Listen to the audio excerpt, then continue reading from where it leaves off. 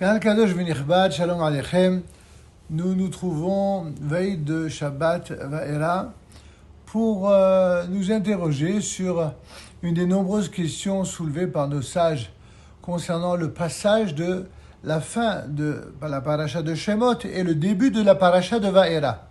En effet, à la fin de la paracha de Shemot, il y a cette fameuse interrogation de Moshe Rabbeinu qui interroge Dieu, pour ne pas dire qui interpelle Dieu, et qui lui dit « Lama hareot ala amazé, pourquoi as-tu fait du mal à ce peuple-ci » Ou « Me'az bati el paro, et depuis que je suis venu faire Pharaon, sous-entendu à ta demande, à ton ordre, sous ton ordre, eh bien, Hera ala amazé, non seulement le Pharaon a fait du mal à ce peuple-ci, et toi, eh bien, tu n'as pas sauvé ton peuple.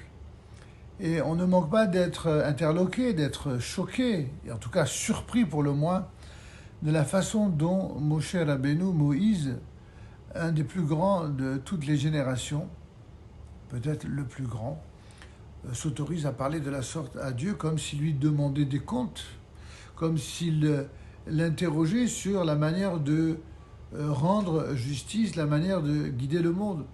En vérité, on est habitué ces 200 dernières années à avoir des gens qui se permettent et s'autorisent à poser des questions. Où est-ce que Dieu était pendant l'Inquisition? Où est-ce que Dieu était pendant les pogroms? Où est-ce que Dieu était pendant la Shoah? Ou d'autres d'une manière plus individuelle. Lorsque un décès survient, ah là là, c'est pas juste. Comment Akadosh Baruch Hu peut-il retirer la vie à un tel? Et cette façon à la fois naïve, mais aussi périlleuse de poser des questions à Dieu, eh bien, la seule raison qui pourrait justifier de pardonner l'offense qui est faite à Dieu en posant de telles questions, comme le rappelle l'un de nos maîtres, de toutes les fautes qui sont les plus graves, la plus grave, c'est celle d'interroger Dieu sur la façon dont il dirige le monde. S'étonner, Vitimhon Levav, s'étonner, n'est-ce pas, exprimer un étonnement de cœur quant à la manière dont Akadosh Baruch Hu gère le monde. Même si, après une souffrance très douloureuse, on peut comprendre certains écarts, certains laissés-aller. Comme dit le Rav Kook, comprendre n'est pas justifier. Et en vérité, on ne pourra jamais, pour un croyant en tout cas, on ne pourra jamais justifier l'impudence d'un homme qui s'autorise à porter des jugements sur Dieu quant à la manière de juger et de diriger son monde. Pour autant, il est difficile de porter une sorte d'accusation dans notre questionnement à celui à propos duquel Dieu lui-même a dit qu'il est l'être le plus humble que la terre ait porté et qu'il est aussi le plus fidèle de sa maison. Donc ça fait beaucoup de contradictions assez difficiles à comprendre. En vérité, pour comprendre cela, peut-être on peut proposer, parmi les nombreuses explications fournies, une que le Kiliaka avance pour dire, en fait, étant donné qu'il était Chebad Pe ou Chebad Lashon Anoch, il était dur de langage, alors il a pensé que sa mission avait failli, la mission de libération du peuple d'Israël de l'esclavage d'Égypte avait failli, tout simplement parce qu'il n'était pas à la hauteur. Un tzaddik croit toujours que lorsque quelque chose ne réussit pas, c'est de sa faute à lui. Alors c'est la raison pour laquelle il a tellement mal de voir la souffrance de ses frères, qu'il interroge Dieu, mais alors qu'est-ce que j'ai donc fait? Quelle est cette logique? Et pour autant, là aussi, on s'étonne du ton employé. Alors pour ne pas vous faire languir davantage, je vous propose de concevoir ici une idée très forte qui est que lorsque un être humain en général, et plus particulièrement un être humain qui est d'une grandeur spirituelle hors du commun et qui a une sensibilité également hors du commun, il est le porte-parole car il porte en lui la souffrance de ses frères lorsque ces derniers sont attaqués. Ça devrait d'ailleurs nous parler dans notre génération où lorsque beaucoup partagent la souffrance de leurs frères, de nos frères, eh bien d'autres malheureusement préfèrent porter la souffrance de nos ennemis. C'est quelque chose qui est absolument incroyable, inimaginable. D'ailleurs, la réponse ne va pas se faire attendre. Akadosh Baruch Hu va lui répondre comment? Abraham, Yitzhak, Yaakov, je me suis déclaré, je me suis fait connaître auprès d'eux en tant que El Shaddai, en tant que le Dieu Tout-Puissant, qui avait fait des promesses mais ne les a pas réalisées de leur vivant. Et ils ont savamment, sagement, patiemment attendu que les choses arrivent sans jamais remettre en cause la justice divine.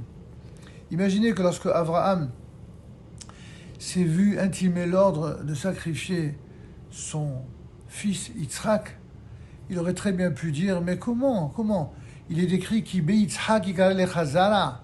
C'est par Yitzhak, mon fils, que ma postérité va se poursuivre, c'est ce que tu as promis. Comment peux-tu me demander de sacrifier mon fils? Il aurait très bien pu répondre cela. Mais Abraham, dans une soumission totale et dans une humilité encore plus totale, il accepte ce que Dieu demande, parfois même de façon étonnante. Et Dieu lui dira, parce que tu n'as pas hésité un seul instant à me sacrifier ton fils, ton unique, celui que tu aimes, j'ai vu à quel point tu m'étais fidèle, à quel point tu m'aimais, tu avais foi en moi. La réponse et le résultat de celui qui va jusqu'au bout de la Emouna, c'est de mériter justement quelque chose qui est hors du commun. Et c'est quoi cette chose hors du commun? C'est de comprendre ce que signifie vivre sous le miracle d'une façon beaucoup plus globale pour tout le peuple d'Israël. Ainsi, à l'époque d'Abraham, de Yitzhak et Yaakov, il y a eu certes des miracles. Il y a eu aussi certes des hommes d'exception qui étaient justement Abraham, Yitzhak et Yaakov, au point que nous les invoquons tous les jours dans la Hamida. Le Dieu d'Abraham, le Dieu d'Israël, le Dieu de Yaakov. Mais à partir de quand la dimension nationale du peuple d'Israël va s'affirmer dans le monde? À partir du moment où Moshe Rabbeinu ou Moïse, qui est Shakur Keneged Kol Israël, c'est-à-dire qui équivaut par sa personnalité, par sa dimension charismatique qui porte en elle tout le peuple d'Israël, cette dimension collective du clan d'Israël, alors à ce moment-là, il va se produire quelque chose d'unique, comme le rappelle Yeshayahu Navi, rappelez-vous le premier passage de l'Haftala de Vaïkra, A'am Zu Yatzartili. Ce peuple, je l'ai façonné, je l'ai fabriqué, je l'ai inventé pour moi. Ce peuple d'Israël qui a fait, n'est-ce pas, couler tellement d'encre et couler encore plus de sang par tous ceux qui ne supportaient pas de voir ce peuple choisi par Dieu, pendant des siècles et des siècles, ce peuple, il tiendra. Pourquoi il tiendra? Il tiendra parce que ce peuple n'est pas humain, il est divin. Personne ne peut porter atteinte au peuple en tant que collectivité, en tant qu'entité nationale. Et c'est pourquoi, depuis la nuit des temps, chaque fois qu'on a voulu toucher aux Juifs, on touchait bien sûr les individus, on touchait les communautés, mais c'était en vérité pour atteindre le peuple, pour atteindre la nation. Mais du jour où la nation a vu le jour, grâce à Moshe Rabbeinu qui a reçu la Torah et a ramené ce peuple en terre d'Israël, depuis ce jour-là, ce peuple est indestructible. On peut certes faire du mal, on peut provoquer la perte de telle partie, de tel pourcentage du peuple d'Israël, des choses terribles telles qu'elles se sont produites dans toute l'histoire, mais il n'en reste pas moins vrai qu'il finit toujours par renaître de ces attaques-là, renaître de ses propres autodafés, renaître de ses propres cendres. C'est ce qui s'est passé lorsque le peuple juif a eu le mérite, Baruch Hashem, de fonder à nouveau, suite à la renaissance du peuple juif sur la terre d'Israël, un État juif qui, avec toutes les imperfections qui sont notamment mises en avant par ceux qui ont un œil malveillant et un lashon hara bien prononcé sur ce peuple, en vérité, il est là, il est plus grand que jamais, il est plus fort que jamais. Et tous ceux qui se sont associés pendant des siècles pour organiser son enterrement, pour prévoir son extinction, ceux-là sont aujourd'hui dans des situations bien compliquées, bien difficiles, tant du point de vue géostratégique que du point de vue donc politique, économique, militaire. Et toutes ces nations qui ont fait du mal au peuple d'Israël auront bien sûr à rendre compte du mal qu'ils ont fait. Mais en attendant, le peuple d'Israël doit poursuivre sa route. Et donc revient la question, alors finalement, ça a été quoi la réponse de Dieu à Moshe? Eh bien écoute, puisque tu t'es montré empressé plus que ne l'était Abraham, Isaac et Yaakov dans leur foi irréprochable, bien que eux, je ne me suis pas fait connaître avec mes attributs divins de Yudke Vavke, du Dieu de compassion, du Dieu d'amour, du Dieu de, de bienveillance, eh bien, tu verras ce que je vais faire en Égypte, c'est-à-dire les 10 plaies, mais également les miracles de la sortie d'Égypte, l'accompagnement avec les nuées qui vont protéger les enfants d'Israël. Mais tu ne verras pas ce qui va se passer en Eretz Israël, tu ne verras pas la guerre que mènera Yehoshua bin Nun contre les sept peuplades. En d'autres termes, puisque tu as osé porter atteinte à la manière dont Akadosh Baruch Hu gère et dirige son monde, même si je sais que ce que tu as dit, c'était rien d'autre qu'une souffrance intérieure formidable, comme porte-parole de la souffrance de tes frères, moi, bien entendu, je te pardonne. C'est pour ça qu'immédiatement après, on est passé du Dibour caché à Amira Raka, c'est-à-dire, au début, Dieu lui parle durement à cause de l'interrogation de Moshe, et puis après, Vayomer Elav, et il lui dit avec douceur. Ce Vayomer est là pour nous dire que finalement Dieu ne lui en veut pas du tout. Dieu a très bien compris ce qui se passe dans la tête et dans le cœur et dans l'âme de Moshe Rabbeinu, et qu'à aucun moment Moshe Rabbeinu s'est en vérité, s'est jamais autorisé de porter un jugement sur Dieu. Mais seulement voilà, ce faisant, il a permis à travers les générations, à tous ceux qui ne sont pas de son niveau, ceux qui sont bien plus petits, eh bien d'user de cette façon de réagir comme donner en quelque sorte, ou en tout cas risquer de donner une légitimité à ceux qui posent des questions contre Dieu. Et ça, c'est un crime de lèse-majesté que peut-être je peux te pardonner à titre individuel, mais en tant que chef qui représente tout le peuple d'Israël à titre collectif, ça c'est quelque chose d'impardonnable. C'est pourquoi il va falloir que j'en paye le prix. C'est quoi le prix?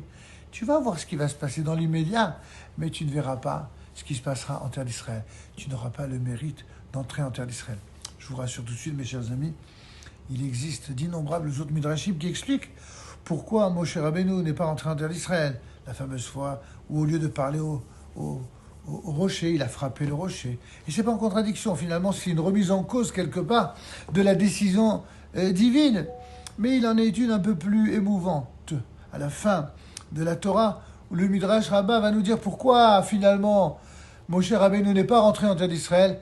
Parce qu'après tout ce que Moshe Rabbeinu a fait pour son peuple, il n'y a pas eu un seul Hébreu, même parmi ses proches, les plus proches, qui a tout simplement prié pour qu'il puisse avoir le mérite de rentrer en terre d'Israël. Et de là, mes amis, nous apprenons ce que c'est qu'un dirigeant. Un dirigeant, nous avons le mérite d'avoir au sein du peuple d'Israël des dirigeants d'exception. Que Dieu les protège et les bénisse tous. Ils ne sont pas si nombreux que cela. Ceux qui sont prêts à tout donner et de n'accepter strictement rien en contrepartie. Et d'avoir même cette sorte de chose qui nous fait mal au cœur, de voir cette sorte d'ingratitude, de voir que finalement, de siècle en siècle, certaines parties du peuple n'ont pas beaucoup changé. Ils se conduisent un peu comme des enfants gâtés. Tout est normal quand ils reçoivent, mais ils ne pensent pas à ceux qui se dévouent corps et âme, qui sont prêts à sacrifier même leur monde futur pourvu que le peuple d'Israël soit préservé. C'est ce dur bonheur d'être juif et ce plus dur bonheur encore d'être à la tête du peuple d'Israël, de servir ce peuple en étant à la fois à la tête, mais de recevoir toujours et davantage d'épreuves, tout simplement pour mériter de continuer à le servir. Écoutez, sur ces quelques paroles, je prie Dieu Tout-Puissant et je prie le Yudke Vavke de tout mon cœur pour que nos maîtres aient la vie longue, pour que notre maître Rabbi Eliyahu, Yizacher Letov, Akadosh Baruch Hu, lui donne une vie longue, heureuse, prospère, en bonne santé, et qu'il lui donne encore cette force, ce courage, cette bonne santé, de continuer à éclairer le peuple d'Israël qui en a tant besoin, une lumière qui se dévoue totalement pour son peuple, et pas simplement pour sa yeshiva ou pour ses élèves, mais je dis bien pour tout le peuple d'Israël, parce que nous avons besoin de ce type de maître qui se donne corps et âme, et qui finalement ne gardent aucune rancune, aucune rancœur, mais payent le prix très très fort de leur dévouement. C'est un des enseignements qu'on peut retirer de la paracha. Je vous souhaite à tous Shabbat Shalom et Borar, que Dieu protège vous-même, vos familles, vos enfants, vos petits-enfants, et que Akadosh Baruch Hu nous donne à tous le mérite, la force et la joie de vivre, nous permettant d'être toujours et davantage au service de Dieu, au service d'Israël, au service du peuple, au service de la Torah, et que tout ce dévouement-là soit les Tovat Am Yisraël Be'artso. Amen. Ken Yehi Ratzon. Shabbat Shalom et Barach. خام داغ